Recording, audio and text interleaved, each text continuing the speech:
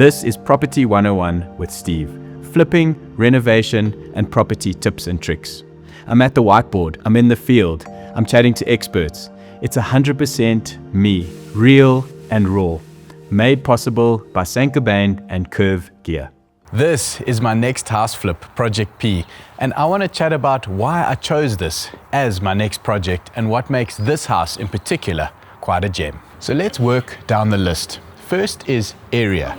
We're in Weltevreden Park, so it obviously checks the boxes of an established suburb, which is important, close to schools, shops, highways, but it's the homes in the area that make it ideal for flipping, because they are medium-sized homes, and when they're in a neat state, they sell for between 2 to 3 million.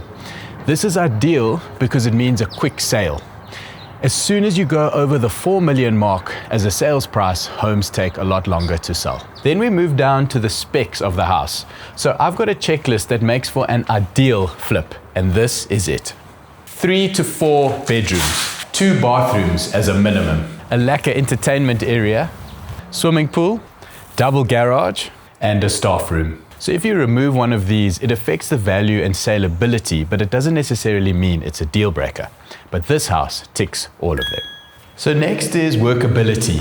So the area is right, the specs of the house are ticked, but what if it's literally falling apart and you need to spend 2 million to fix it? That's no good. The house needs to be in a workable state, which means a solid structure, good bones, no major red flags, no foundational issues, minimal cracks. Here, the layout is right and easy to modernize with minimal changes. The only negative here is there's currently no plumbing and electric systems, so this will increase the renovation cost, so I need to factor this in when it comes to the purchase price.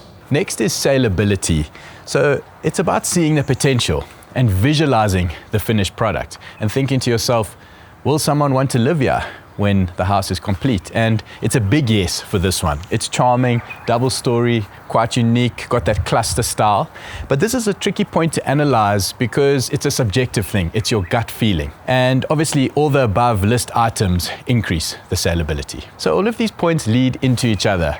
You tick one off and you move to the next. So if all of these are right, you would then be interested in making an offer, which leads us on to the price. So if you pay too much for the property, then all of the above are irrelevant.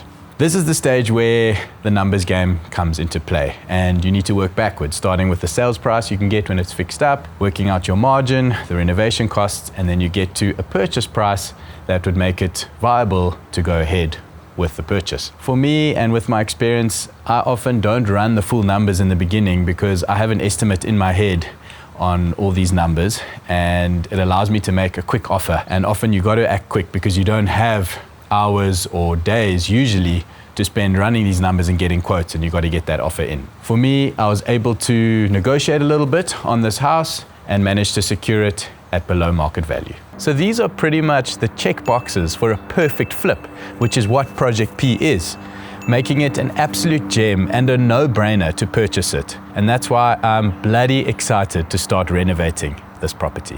I hope this has given you guys a bit of an insight into my thinking and processes when it comes to buying these properties.